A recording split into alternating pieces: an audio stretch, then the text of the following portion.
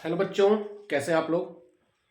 आज बेटा थर्मोडायनेमिक्स का लेक्चर मैं कंटिन्यू कर रहा हूँ। 4 लेक्चर बन चुका है। आप प्ले लिस्ट में जाओगे, थर्मोडायनेमिक्स का 4 लेक्चर वहाँ पर मिल जाएगा। आज 5वां लेक्चर आपको थर्मोडायनेमिक्स का दिया जाएगा। तो आज का जो बेटा टॉपिक है थर्मोडायनेमिक्स का, बहुत इंपॉर्टेंट है। आज हम लोग देखेंगे concept of heat. Concept of heat, बात समझ में आ रहा है। आज पूरी वीडियो में केवल हीट की ही बात होगी कि सिस्टम को हीट देना, सिस्टम कैसे हीट रिलीज करेगा। उसके बाद हम लोग स्पेसिफिक हीट की बात करेंगे। फिर उसके बाद मोलर हीट कैपेसिटी की बात करेंगे। Eight constant volume, at constant temperature, उनमें हम रिलेशनशिप निकालेंगे, ठीक है, वगैरह वगैरह हम लोग देखेंगे आगे। तो सबसे पहले बात करेंगे कॉन्सेप्ट ऑफ हीट। तो पहला पॉइंट इसमें हम देखेंगे, कुछ पॉइंट जानते हैं कि हीट को हम जो रिप्रेजेंट करते हैं डेल्टा क्यू से, ठीक है। हीट को रिप्रेजेंट किया जाता है, प्रदर्शित किया जाता है क्यू से। किससे करते हैं? क्यू से, सॉरी मैं डेल्टा बोल दिया था। क्यू से रिप्रेजेंट करते हैं। हीट होता क्या है? Heat actually transfer of energy, यही ना होगा, ट्रांसफर ऑफ एनर्जी, एनर्जी का ट्रांसफर। अब एनर्जी का ट्रांसफर कैसे होगा? एनर्जी का ट्रांसफर तभी होगा जब दो लोगों में टेम्परेचर डिफरेंस होगा।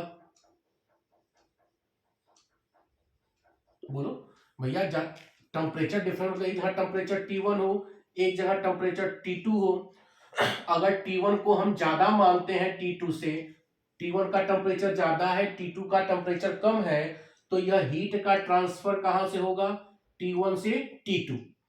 तो actually heat is the transfer of energy from system to surrounding या सराउंडिंग टू सिस्टम, दोनों बात बोल सकते हैं। या तो सिस्टम से एनर्जी निकल रही है या सिस्टम को हम एनर्जी दे रहे हैं।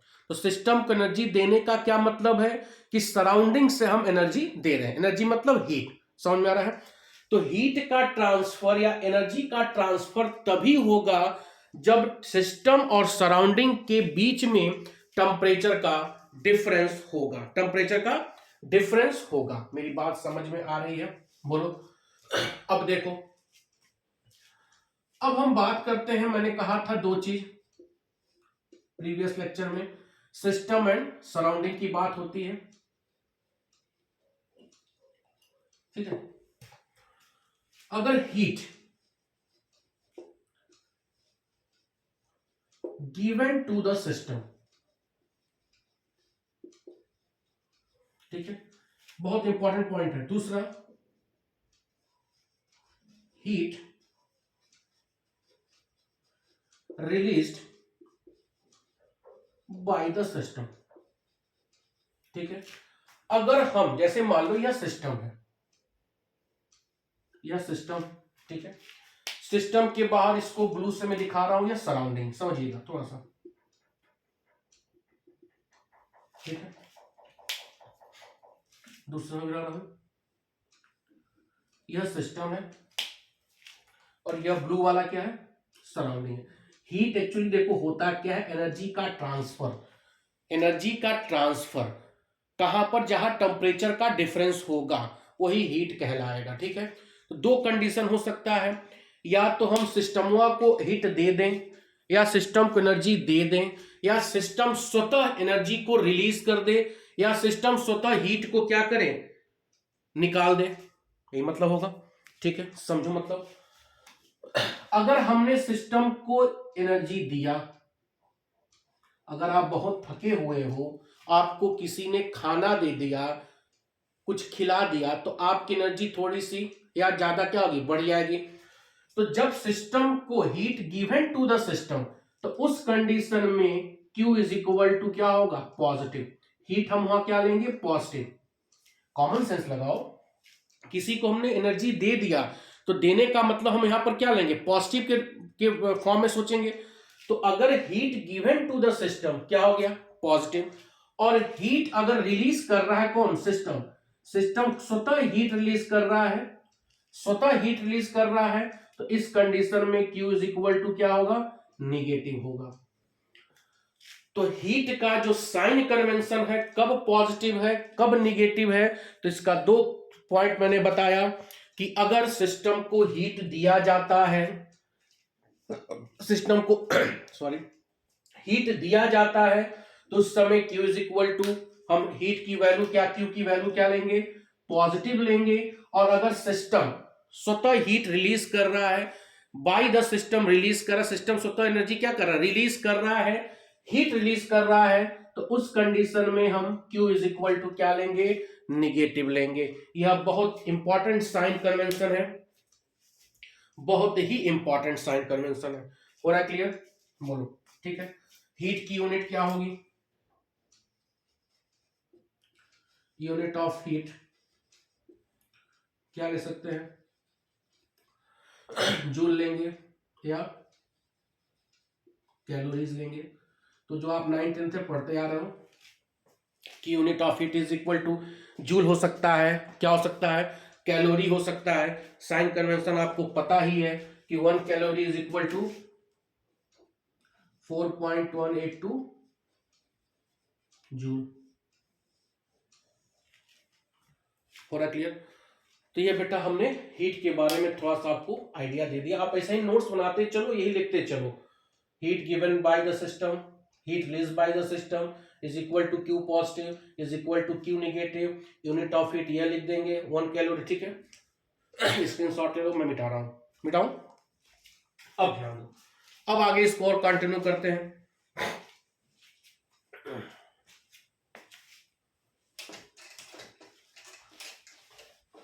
पूरा डिटेल पढ़ाऊंगा एकदम जेई और नीट की तरह, किताब में बहुत कम दिया हुआ है।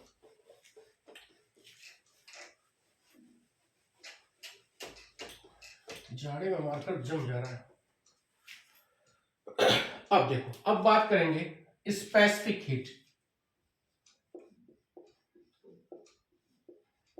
Specific heat of the gas, सब गैस का ही खेल होगा। Specific heat of the gas, ठीक है। स्पेसिफिक मतलब होता है विशिष्ट, हीट मतलब उष्मा, तो इसको बोलते हैं विशिष्ट उष्मा। गैस की स्पेसिफिक हीट या गैस की विशिष्ट उष्मा, ठीक है। इसको हम रिप्रेजेंट करते हैं, स्पेसिफिक हीट को, specific heat is represented by C। किस रिप्रेजेंट करेंगे, C। क्या होता है, फार्मूला आप लोग जानते हैं, C is equal to Q M delta T। C is equal to Q upon M delta T। समझो परिभाषा, किसी भी सब्सटेंस, बात को समझिएगा, किसी भी सब्सटेंस के 1 ग्राम, 1 किलो दिया हो कोई सब्सटेंस, 1 कुंटल दिया हो, 1000 किलो दिया हो, तो उस सब्सटेंस, चाहे वो पानी हो, गैस हो, कुछ भी हो, मैं गैस की बात कर रहा हूं, 1000 मॉलिक्यूल गैस का खूब सारा घूम रहा है, ठीक है। तो उस 1000 किलो में, 1000 ग्राम में जो आपको बोल रहा हो, उसमें 1 ग्राम सब्सटेंस का हीट 1 डिग्री सेल्सियस टेम्परेचर बढ़ाने के लिए जितने हीट की आवश्यकता होती है, उसी को हम क्या बोलते हैं, स्पेसिफिक हीट, ठीक है। 1 ग्राम सब्सटेंस, एकदम देहाती में समझो, 1 ग्राम सब्सटेंस का टेम्परेचर 1 डिग्री सेंटीग्रेड बढ़ाने के लिए, किसी भी 1 ग्राम सब्सटेंस का टेम्परेचर 1 डिग्री सेंटीग्रेड बढ़ाने के लिए जितनी हीट की आवश्यकता होती है, this heat is known as specific heat. This heat is known as specific heat. समझ में आ रहा है कि नहीं हो रहा, आ रहा है, ठीक है। जैसे एग्जांपल ले लो, स्पेसिफिक हीट सी होता है 4.2 जूल ग्राम पर केल्विन, डिग्री केल्विन। क्या कहता है ये होता है स्पेसिफिक हीट ऑफ वाटर। किसका है? वाटर। तो क्या इससे परिभाषा निकल सकता है? 1 ग्राम वाटर, 1 ग्राम वाटर का टेम्परेचर 1 डिग्री सेल्सियस बढ़ाने के लिए 4.2 जूल हीट की आवश्यकता होती है। इसको हम क्या बोलते हैं? Specific heat of water. नहीं समझ में आया? फिर लिख रहा हूं भाई, 1 ग्राम वाटर का टेम्परेचर 1 डिग्री सेंटीग्रेड बढ़ाने के लिए 4.2 जूल हीट की आवश्यकता होगी। इसी हीट को हम क्या बोलते हैं? Specific heat. तो Q upon M delta T per unit gram of substance to raise the 1 degree centigrade temperature. This heat is known as specific heat. क्या बोलेंगे उसको? Specific heat. ठीक है, क्लियर हो रहा है? अब ध्यान दो, बढ़ जाए। अब यहां पर हम प्रोसेस देखेंगे दो, जो हमारे सिलेबस में है। दो प्रोसेस अगर हम यहां पर कर रहे हो, ऐसा प्रोसेस जो एट कांस्टेंट वॉल्यूम हो, ऐसा प्रोसेस जो कांस्टेंट वॉल्यूम पर हो, मतलब प्रोसेस किस पर हो? वॉल्यूम जहां पर क्या हो? कांस्टेंट हो, चेंज इन वॉल्यूम वहां पर 0 हो। ठीक है, या दूसरा हो एट कांस्टेंट टेम्परेचर, जहां पर प्रेशर, जहां पर प्रेशर क्या हो? कांस्टेंट हो। ठीक है, तो जब कांस्टेंट वॉल्यूम पर हम स्पेसिफिक हीट का फार्मूला लिखते हैं तो लिखते हैं CV is equal to Q upon M delta T। कितना फार्मूला बना रहे हैं सर? फार्मूला है ये सब। तो CV is equal to, small C है, small CV is equal to Q upon M delta T। ठीक है, और कांस्टेंट प्रेशर पर लिखेंगे तो small Cp is equal to Q upon M delta T। अब बात आ गई परिभाषा, क्या लिख सकते हैं? परिभाषा की। तो 1 ग्राम सब्सटेंस का 1 डिग्री सेंटीग्रेड टेम्परेचर बढ़ाने के लिए कांस्टेंट वॉल्यूम पर जितनी हीट की आवश्यकता होगी उसको क्या बोलेंगे? Specific heat at constant volume. कोई तो पालिएट है, कहीं क्या बोले हैं? Specific heat at constant volume. समझ में आ रहा है? कांस्टेंट वॉल्यूम पर 1 ग्राम सब्सटेंस का टेम्परेचर 1 डिग्री सेंटीग्रेड बढ़ाने के लिए जितनी हीट की आवश्यकता होगी उसको बोलेंगे specific heat at constant, V stand for volume. ठीक है, उसी तरह कांस्टेंट प्रेशर पर 1 ग्राम सब्सटेंस का टेम्परेचर 1 डिग्री सेंटीग्रेड बढ़ाने के लिए जितनी हीट की आवश्यकता होगी उसको हम क्या बोलेंगे? रट लो, specific heat at constant pressure. समझ में आ रहा है? Specific heat at constant pressure. जल्दी जल्दी छापते रहो। अब देखो सीवी की यहां यूनिट क्या हो सकती है? सीवी जोड़ देखो, सीवी की ये हो गया, क्यू का क्या हो गया? जूल, एम का हो गया ग्राम डिग्री सेंटीग्रेड, सीवी का यूनिट हो गया। सीपी का यूनिट क्या होगा भैया? सेम होगा। अरे क्यू का क्या हो गया? जूल, एम का क्या हो गया? Gram degree centigrade. तो सीपी और सीवी का यूनिट क्या होता है? सेम होता है, केवल प्रोसेस में क्या चीज कांस्टेंट है, उस कांस्टेंट पर 1 ग्राम सब्सटेंस का हीट बढ़ाने के लिए जितनी हमको हीट की आवश्यकता होती है उसको हम specific heat at constant volume बोलेंगे। और प्रेशर की बात होगी हम क्या बोलेंगे, कांस्टेंट प्रेशर। बेटा ठीक है, बढ़ गया, ध्यान दो।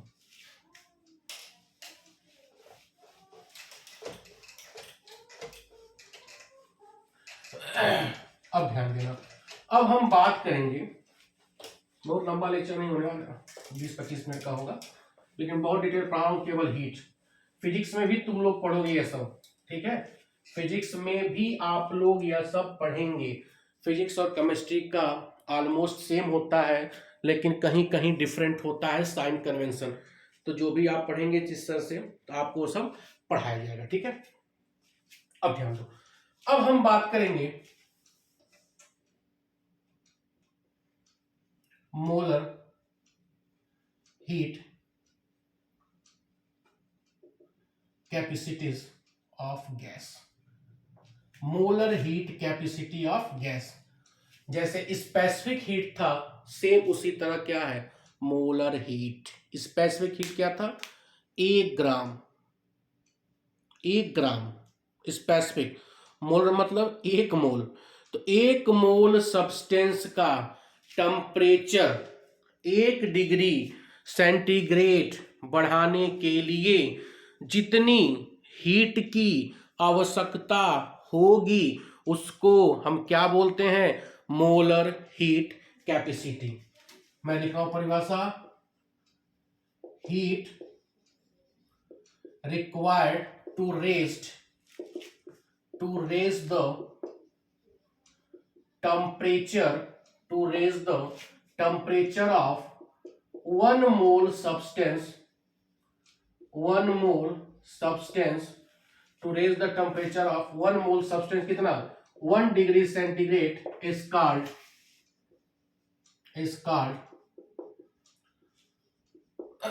molar हीट कैपेसिटीज या कैपेसिटी, उसको क्या बोलेंगे, मोलर हीट कैपेसिटी।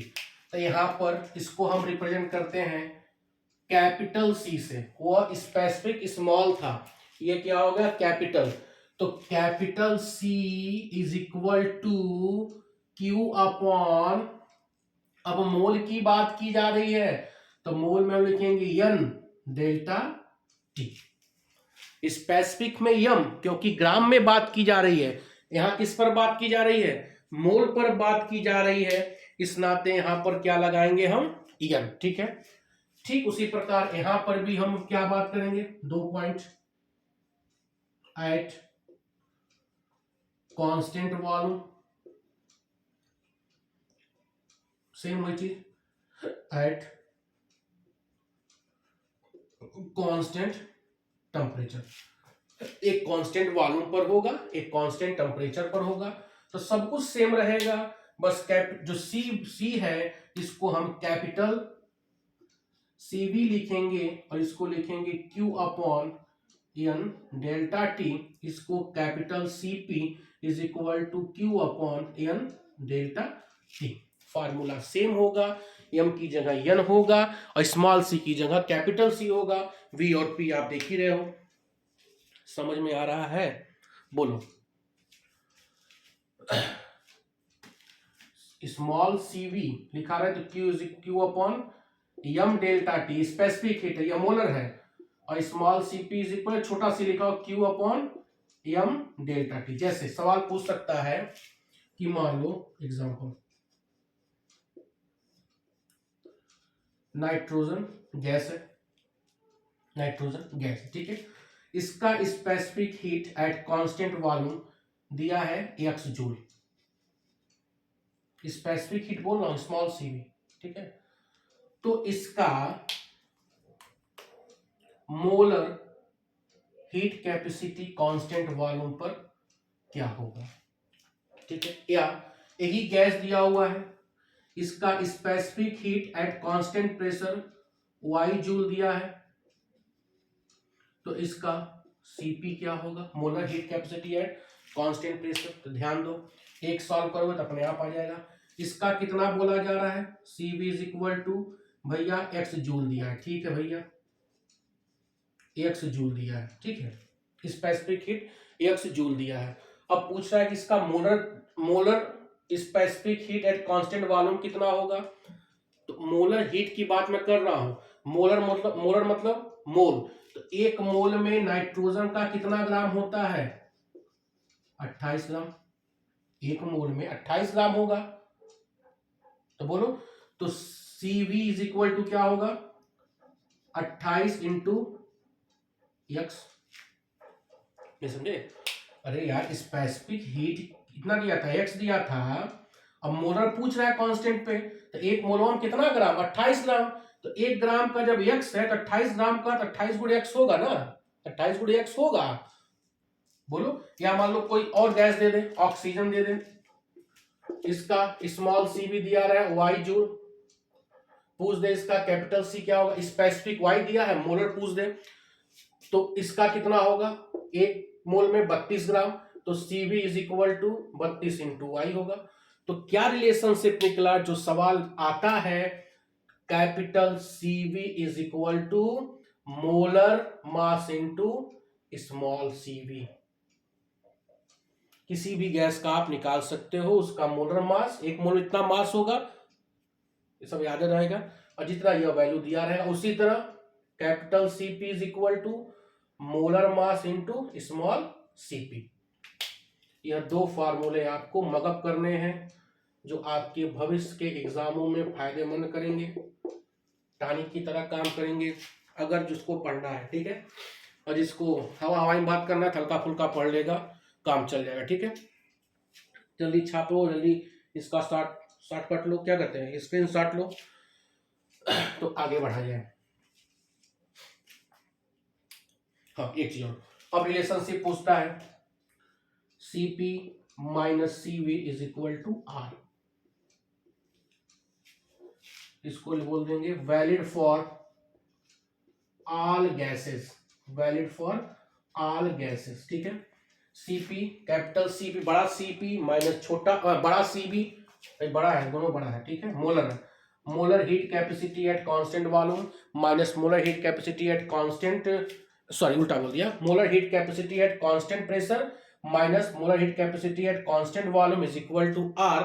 यह वैलिड होता है सभी गैस के लिए, क्या होता है, सभी गैस के लिए क्या होता है, वैलिड होता है, ठीक है। चला जाएगा, कोई दिक्कत,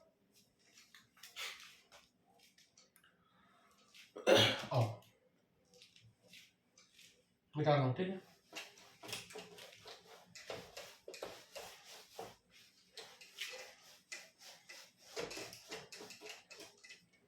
स्क्रीनशॉट ले लिए होगे, नोट्स बन जाएगा।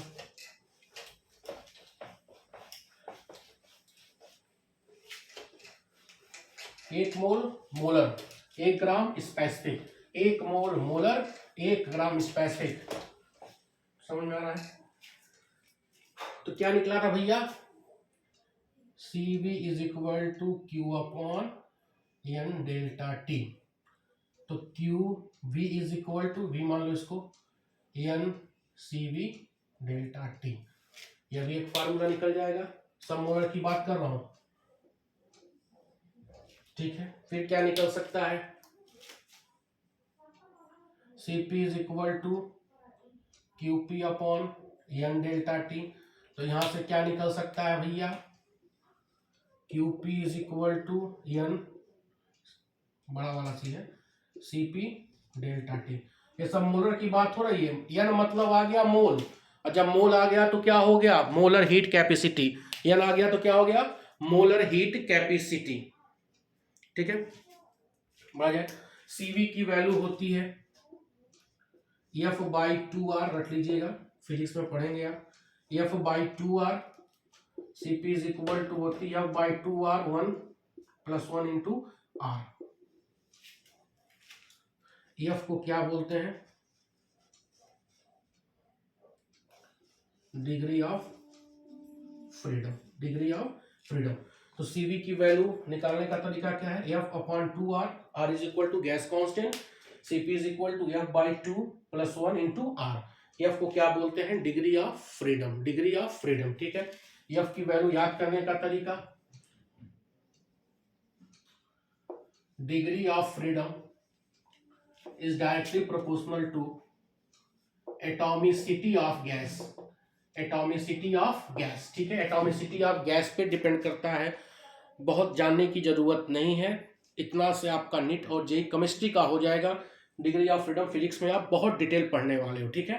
अगर आप कहोगे अगला लेक्चर में डिग्री ऑफ फ्रीडम पे ही बना दूंगा, ऐसी बात नहीं, कहीं आता है। अगर हम ले लें mono atomic gas, mono atomic gas मतलब जो एक एटम से बना हो, जैसे हीलियम, नियॉन, आर्गन, देखो एक एटम है, तो यहाँ पर डिग्री ऑफ फ्रीडम की वैल्यू हमेशा कितना होगा? 3। डिग्री ऑफ फ्रीडम की वैल्यू क्या होगा? 3। मगअप रट लो, ठीक है। डाई एटॉमिक गैस हो तो डाई एटॉमिक गैस मतलब जो दो एटम्स N2O2, यहाँ पर डिग्री ऑफ फ्रीडम की वैल्यू 5, डिग्री ऑफ फ्रीडम की वैल्यू 5, 3 5 और 3 5 लोग करते हैं फिर होता है poly atomic gas, poly atomic gas मतलब जो 2 से ज्यादा बना हो, O3, इसके लिए F की वैल्यू 6, तो 3 5 6 याद रखना है, पुट करना है, रिजल्ट निकालना है, ठीक है। फिर देखो Cp और Cv का जब रेशियो निकालते हैं तो एक वैल्यू आती है जिसको बोलते हैं गामा। Cp और Cv का जब हम रेशियो निकालते हैं तो एक वैल्यू आती है, इसको क्या बोलते हैं? गामा। कोई स्पेसिफिक इसका नाम नहीं है क्या बोलते हैं? गामा, ठीक है। यह वैल्यू निकलती कैसे है? एफ की वैल्यू सबका रखोगे, गैस का आर रखोगे, Cv निकल जाएगा। Cp की एफ, किसी भी गैस का एफ की वैल्यू रखोगे, आर की वैल्यू रखोगे तो Cp निकल जाएगा, ठीक है। फिर Cp और Cv का रेशियो निकाल के गामा की वैल्यू निकालेंगे। किसकी वैल्यू निकालेंगे? गामा की वैल्यू निकालेंगे। इंपॉर्टेंट है जो बता रहा हूं। गामा, गामा मतलब क्या है? Ratio of Cp and Cv, ratio of Cp and Cv, ठीक है।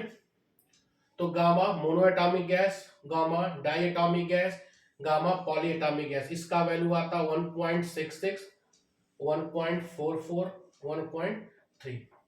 तो गामा की सबसे ज्यादा वैल्यू किसकी होती है? मोनो एटॉमिक गैस की, फिर डाई एटॉमिक गैस की, फिर पॉली एटॉमिक गैस की। आप देखिएगा कई बार यह नीट में पूछ चुका है। समझ में आ रहा है? तो यह आपका हो गया molar heat capacity, specific heat capacity, सारे डिराइव्ड फार्मूले आपको इतना जानना है, किसकी क्या वैल्यू होती है, सब डिग्री ऑफ फ्रीडम हो गया। आप थोड़ा सा देख लेना, नोट्स बना लेना, कोई दिक्कत होगा तो आप कॉल करके या कमेंट बॉक्स में आप सवाल पूछ सकते हो, ठीक है। बहुत बहुत धन्यवाद। Share, subscribe and like. Thank you.